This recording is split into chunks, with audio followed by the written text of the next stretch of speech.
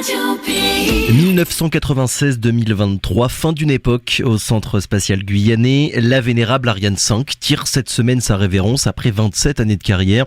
Son dernier lancement, le 117e, va se faire si tout va bien ce vendredi, avec à bord 2 satellites pour améliorer la sécurité des communications militaires allemandes et françaises. L'occasion pour nous ce matin de retracer l'histoire d'Ariane 5, connue pour sa fiabilité et dont l'arrêt marque un changement d'air pour le centre spatial guyanais et plus généralement pour le spatial européen. Pour en parler, Dominique Detain est notre invité par téléphone aujourd'hui. Bonjour. Oui, bonjour. Et merci d'avoir accepté notre invitation, Dominique Detain. Vous avez longtemps travaillé en Guyane comme journaliste à RFO, spécialiste du spatial, puis responsable de la communication audiovisuelle au sein de l'Agence spatiale européenne.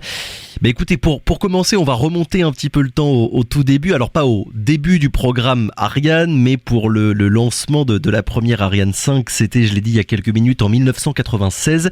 Vous étiez en Guyane. Est-ce que vous avez vu le premier lancement à l'époque? Et si oui, de quoi est-ce que vous vous souvenez?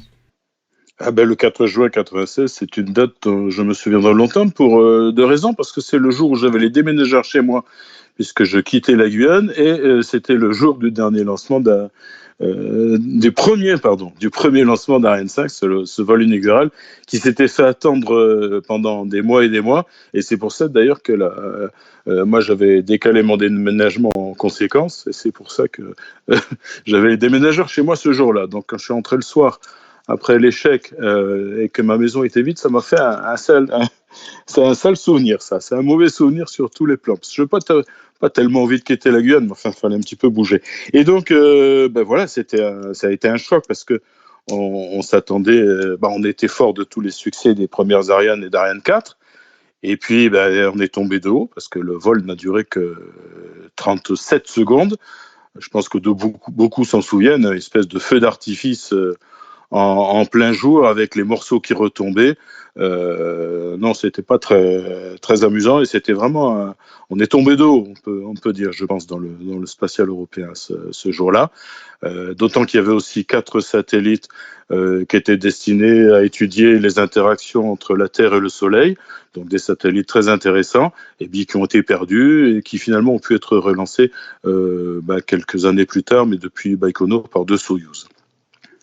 Donc voilà, on s'en souvient. Enfin, je veux dire, je pense que beaucoup de gens à Kourou et en Guyane ont été marqués par cet événement, avec en plus, un moment, un nuage qui se dirigeait un petit peu du mauvais côté. Enfin, il y a eu une très mauvaise communication de certaines personnes, puisque les gendarmes, je ne sais pas si certains s'en souviennent, avaient mis un masque à gaz et disaient aux gens de circuler en leur disant qu'il n'y a pas de danger. Mais le masque à gaz prouvait quand même que c'était pas aussi simple que ça. Mais en fait, c'était pas aussi grave.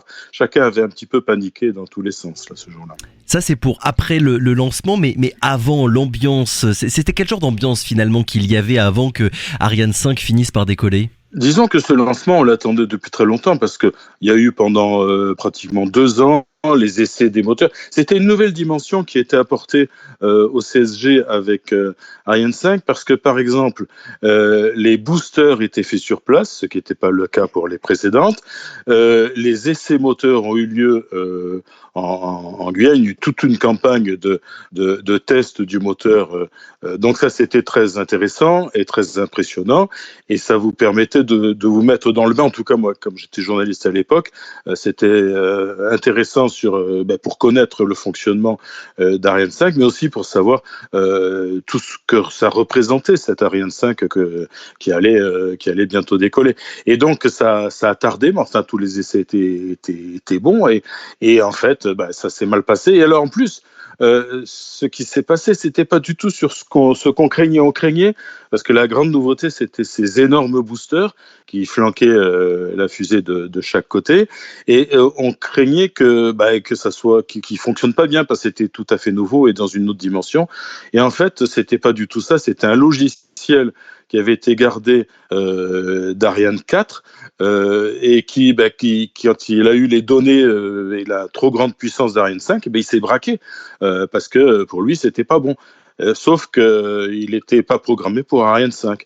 Et du coup, la fusée s'est cabrée au bout d'une 30aine de secondes. Elle s'est cassée d'elle-même. l'ordre de destruction a été envoyé pratiquement en parallèle. Pour ça, d'ailleurs, si on regarde les images, on voit qu'il y a pratiquement deux explosions. L'explosion, enfin naturelle, non, mais disons du lanceur qui se casse, et puis ensuite quand l'ordre de destruction est envoyé. Et tout ça a donné depuis la plage de Kourou, et je pense on la voyait sûrement aussi depuis Cayenne. Enfin, c'était assez, et Sinnamary, c'est assez important, quoi. C'est assez impressionnant. Oui, et du coup, pour le premier lancement, ça avait explosé 30 secondes seulement après le décollage. Et les débuts, de manière générale, ils ont quand même été difficiles. Il y a eu plusieurs échecs. Sur les 14 premiers lancements, j'ai lu qu'il y avait eu 2 échecs totaux et 2 échecs partiels. Alors oui, enfin, disons qu'il y avait une série de promotions. C'est-à-dire qu'il y avait une phase où, avant que le lanceur soit commercialisé, ils avaient fait pareil pour les premières Ariane, et c'est aussi le cas pour d'autres lanceurs par la suite, pour Vega, etc. Il y a eu donc le 501, le premier lancement qui s'est terminé en une belle explosion. Le 502, il y a eu des problèmes de cavitation, c'est-à-dire que l'étage fonctionnait pas correctement, ce qui fait que toute la mission s'est bien déroulée, sauf qu'elle était un petit peu plus basse qu'attendue. Le 503, ça a été correct. Et le 504, on est parti sur le lancement commercial. Puis ensuite, il y a eu un lancement, mais ils les avaient changés il y avait eu quelques améliorations sur l'un des étages, et ça s'était mal passé, puisqu'il n'avait pas poussé assez longtemps et assez haut. Et puis après, ça a fonctionné comme une superbe machine, hein. Je veux dire, il y a eu quelques erreurs de jeunes. Mais vous savez, souvent, ces erreurs, elles viennent du fait qu'on n'a pas fait assez d'essais. L'histoire du logiciel, on est toujours intelligent dans le spatial. Après un échec, enfin toujours plus intelligent, mais il y a des tas de choses qu'on peut pas forcément, on peut pas tout imaginer, on peut pas tout recréer. Et c'est vrai qu'à un moment, pour faire des économies, tester le nouveau logiciel, ça n'a pas été fait. Et puis ça a été testé en direct, et ça a donné ce que ça a donné, cette explosion. Et c'est souvent le cas, hein, on se dit on va faire des économies, on va bypasser ça. Et puis, ça coûte beaucoup plus cher finalement que l'essai. Mais à l'époque, il y a toujours des pressions pour faire des économies. Ça, c'est toujours le choix qui doit être fait entre faire des économies ou prendre toutes les garanties. Parce que c'est ce qui fait tout le charme, et puis l'ennui du spatial, c'est que une fois que c'est parti, hein. Et si vous testez une voiture, vous allez sur un circuit, et quand le moteur va faire du bruit, ou va faire du bruit bizarre, vous pouvez vous arrêter. Là, c'est trop tard, c'est parti. Oui, puisque vous en parlez, hein, de cette période d'entre-deux, on avait eu à l'époque une période de transition en fait entre Ariane 4 et Ariane 5 qui a duré cette période plusieurs années. On l'a dit, le premier lancement d'Ariane 5 c'est en 1996, mais le dernier lancement d'une Ariane 4 c'était en 2003. Donc en fait les deux elles se sont chevauchées en fait pendant 7 ans. Comment dire, là en ce moment, on va avoir la dernière Ariane 5 dans quelques jours, alors qu'Ariane 6 n'a pas encore commencé. Ça dit quelque chose de la période délicate qu'on traverse en ce moment avec une Ariane 6, on le sait, qui arrive très en retard sur ce qui était prévu à la base, et sans période en fait de transition véritable entre les deux, entre Ariane 5 et Ariane 6. Oui, faut dire que Ariane 6 a malheureusement pris 2 ans 2 ans de retard. Et c'est vrai que là, c'est très grave, parce qu'en fait, ce qui est en jeu, c'est l'indépendance d'accès de l'Europe au spatial. Et en plus, on joue de malchance avec les Soyouz, dont on ne peut plus se servir pour les raisons que vous connaissez. Et puis, les petits soucis de santé de Vega dans sa version Vega C. Et donc là, on a un problème très grave pendant 1 an, 2 ans, dès qu'Ariane 6 sera lancé, si ça va bien, ça ira mieux, bien sûr. Mais là, on a vraiment des soucis. Et vous savez, ce problème de non-recouvrement des 2 lanceurs, ça vient aussi du fait qu'il y avait une grosse pression à une certaine époque pour faire des économies, et du coup, on n'a pas pris toutes les marges, on n'a pas voulu commander un peu plus d'Ariane 5 pour attendre Ariane 6. Et c'est toujours pareil, c'est ce choix entre prendre ceinture et bretelles, comme on dit, ou faire des économies. Et parfois, ça va coûter plus cher que si on avait commandé plus d'Ariane 5, par exemple. C'est embêtant. Non, mais c'est très embêtant parce que ça veut dire qu'au jour d'aujourd'hui, après cet Ariane 5, il va falloir attendre pour avoir nos propres moyens. Et ça, c'est vraiment... parce que c'est le problème aussi du spatial européen qui veut à la fois se lancer sur le marché mondial des lancements de satellites et donc avoir des atouts commerciaux, mais qui aussi a besoin de cet accès indépendant à l'espace. Et là, on a une période de transition qui est très délicate, puisque il va falloir soit se reporter sur d'autres partenaires, soit attendre.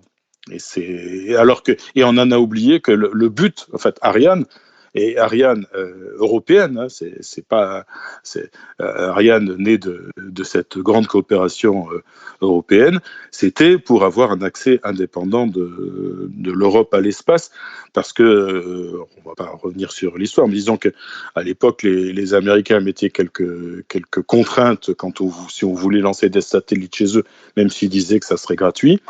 Et donc, on voulait se débarrasser de ça. Alors là, ça va être transitoire parce qu'on a quand même prouvé on savait aller accéder aux différentes orbites. Mais c'est vrai qu'il y aura un petit passage délicat. Oui, on reviendra après sur la question des économies et du coût des lancements. 7 ans de transition, Dominique Dautin, entre Ariane 4 et Ariane 5, est-ce que c'est long ? Est-ce qu'on a observé finalement une période à peu près similaire entre chaque lanceur qui ont été lancés depuis le CSG ? Disons que là, on changeait vraiment de modèle de lanceur avec Ariane 5. Parce que les Ariane 1, 2, 3 et 4, on rallongeait des étages, on rajoutait des boosters. Enfin, il n'y avait pas un bond technologique. Là, on est passé d'un étage cryogénique, donc qui était différent, avec ces énormes boosters. Donc, on changeait vraiment de dimension. En plus, faut se souvenir qu'à la base, Ariane 5 devait aussi lancer Hermès, qui était un projet de navette spatiale européenne à l'époque. Et bon, le projet entre-temps était arrêté, toujours pour des raisons économiques. Et c'est vrai que si on avait persisté là-dessus, on aurait peut-être aujourd'hui, parce que maintenant, on est en train aussi, sur le plan du spatial européen, de constater qu'on est toujours en train de faire du stop, soit chez les Américains, enfin chez les Russes, c'est un petit peu plus délicat en ce moment, comme vous imaginez. Mais disons qu'aussi sur le plan du vol habité, on est dépendant. Et c'est vrai que si on avait peut-être persisté sur Hermès à l'époque ou choisi un truc un peu plus simple d'une capsule, on aurait aujourd'hui sûrement une très belle capsule. Mais c'est toujours pareil. L'Europe dépense beaucoup moins que les États-Unis, notamment pour son accès à l'espace. Et donc, on en paye aussi les conséquences. Quand vous dites on changeait de dimension, sur quel point finalement ? Sur la charge envoyée dans l'espace, c'est ça la vraie différence en fait entre Ariane 4 et Ariane 5 ? Oui, on est passé à... Alors, j'ai plus les chiffres exactement, mais enfin, on peut en lancement double, ou alors avec, je ne sais pas si vous vous souvenez des véhicules ATV qui ravitaillaient la station internationale, on lançait plus de 10 tonnes. Enfin, c'était énorme ce qu'on lançait par rapport à Ariane 4. On avait multiplié la capacité d'emport du lanceur. Et technologiquement, le lanceur n'était pas un dérivé pur et simple d'Ariane 4, puisque c'était un nouvel étage avec cryogénie, avec les boosters, etc. Là, sur Ariane 6, pareil, on a changé un petit peu l'approche, puisque les lancements, la préparation du lanceur se fait à l'horizontale, ce qu'on n'avait jamais fait.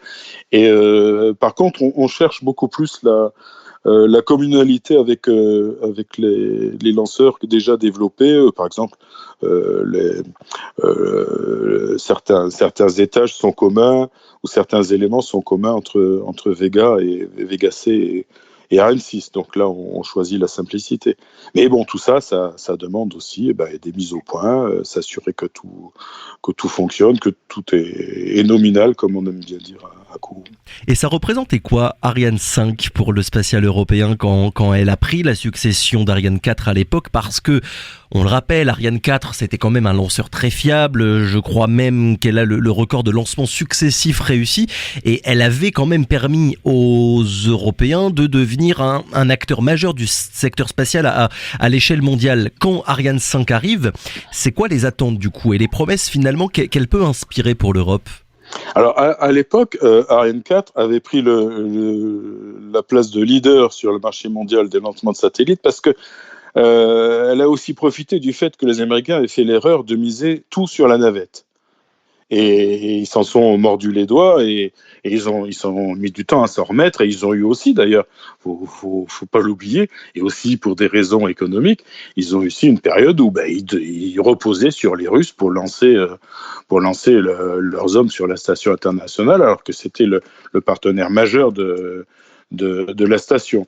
Donc c'est cette espèce de jeu de yo-yo là qui se fait. Donc Ariane 4 était leader et c'était un petit peu ça, peut-être que c'était l'espèce de trop grande confiance en soi de l'Europe après ses succès d'Ariane 4 qui fait qu'on pensait que ça se passerait très bien avec Ariane 5.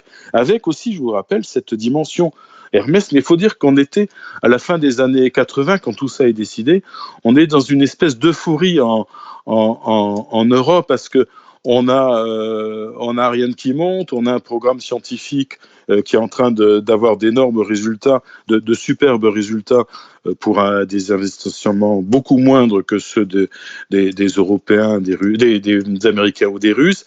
Et quand on décide d'Ariane 5, on décide aussi d'avoir une espèce de petit laboratoire qui deviendra Columbus. Enfin, on décide tout un triptyque, la navette Hermès. Enfin, on est presque dans l'euphorie. On se voit au même rang que les Américains et les Russes. Et puis, après, sur le plan budgétaire, on a un petit peu déchanté. On a dû revoir un peu à la baisse les ambitions. Et c'est vrai que maintenant, je pense que ça va servir de leçon cette période un petit peu délicate de transition Ariane 5 à Ariane 6, et il faudrait peut-être même déjà penser à la suite, penser déjà à une Ariane 7, enfin à continuer à aller de l'avant, mais ça demande évidemment des budgets, et par les temps qui courent, vous savez ce que c'est. Hein, je veux dire, il y a des choix à faire, et c'est au gouvernement de faire ses choix, ou en tout cas de décider ce qui est important pour eux. Ouais, sur ce point-là, déjà à l'époque, je suis retombé sur des vieux articles, on parlait déjà de la réduction des coûts de lancement. Ça, pour le coup, en 20 ans, ça n'a pas changé. Oui, mais parce que ça a été c'est à la fois ce qui a été l'impulse pour comment dire, ce qui a permis à Ariane de vraiment se développer, c'est qu'elle avait deux objectifs: cet accès indépendant à l'espace, mais aussi il y avait un marché qu'elle a su rafler. Là, entre-temps, il y a, on va pas à peine on va pas l'ignorer, hein, c'est Musk avec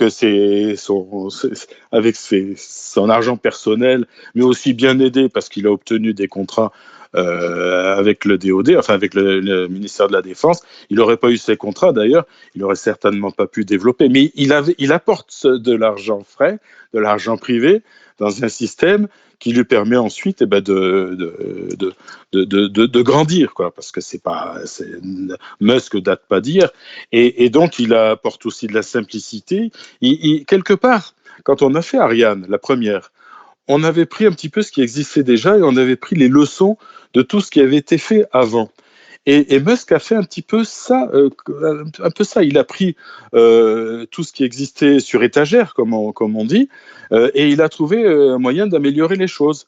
Et comme en plus il a eu ces contrats qui lui assuraient quand même énormément de lancements avec le ministère de la Défense, ça c'est quelque chose qu'en Europe on n'a jamais eu, et j'ai peur qu'on ne l'ait jamais, cette espèce d'être sûr, quand vous développez un lanceur, vous êtes sûr d'en avoir 20 qui vont être vendus. Là, on n'a jamais eu ça en Europe. L'ESA, on subventionne, entre guillemets, les premiers lancements, les vols de promotion. On en finance 2, 3, 4, 5 maximum, mais on ne peut pas aller au-delà.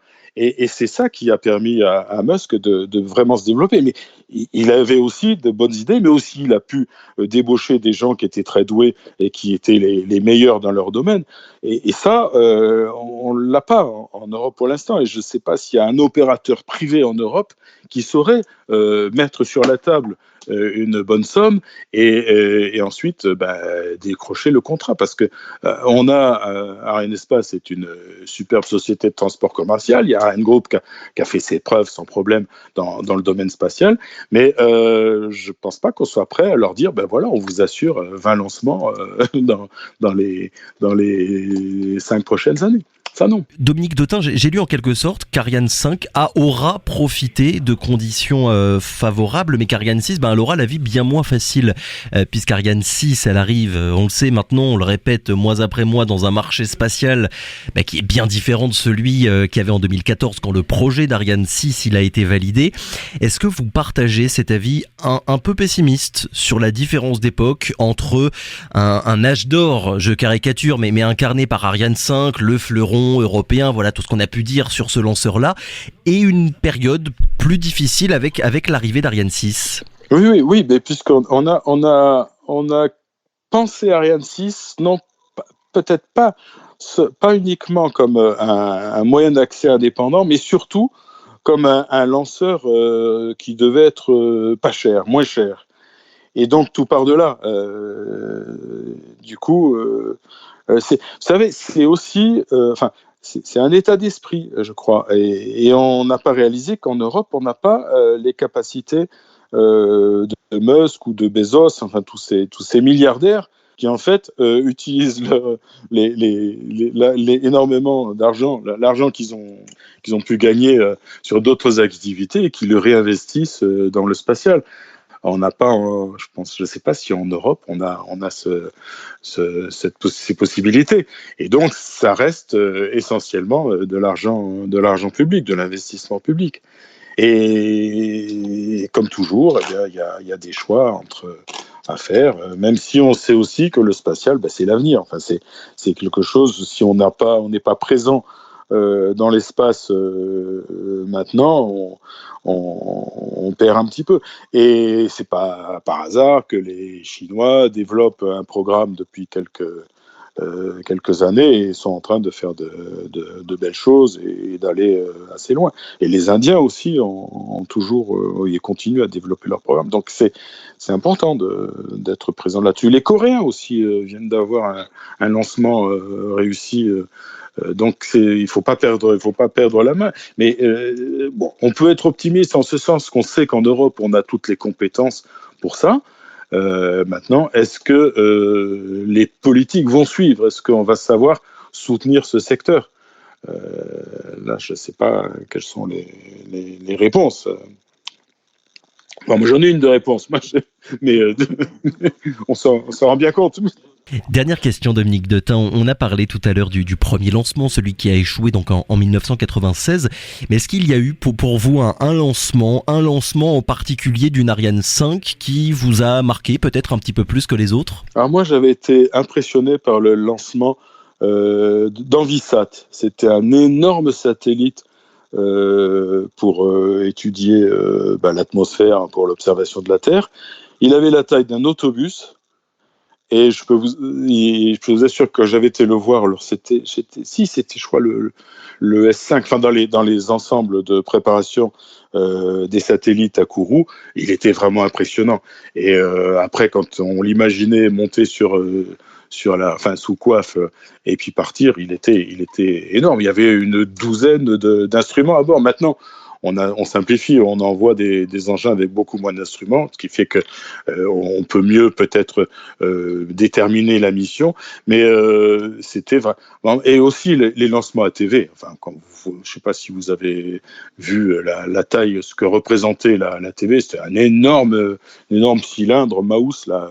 C'était quand même vraiment très impressionnant. Puis aussi, ce qui est impressionnant, mais ça c'est par rapport aux résultats qu'on a pu obtenir grâce au lancement d'Ariane, c'est quand on regarde certaines photos, certaines images qui sont renvoyées par des engins qui ont été lancés par Ariane 5.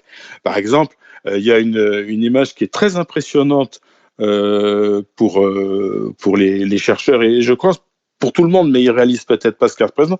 On voit une vue du fond cosmique, c'est-à-dire c'est la naissance de l'univers. Et on vérifie certaines théories sur l'évolution après le Big Bang, etc. Et ça, c'est parce que on a Ariane 5 qui a su lancer le satellite Planck. C'était un lancement Herschel-Planck, c'était 2 observatoires qui ont été envoyés très loin. Et il y a des choses comme ça. Il y a aussi le lancement récent de James Webb.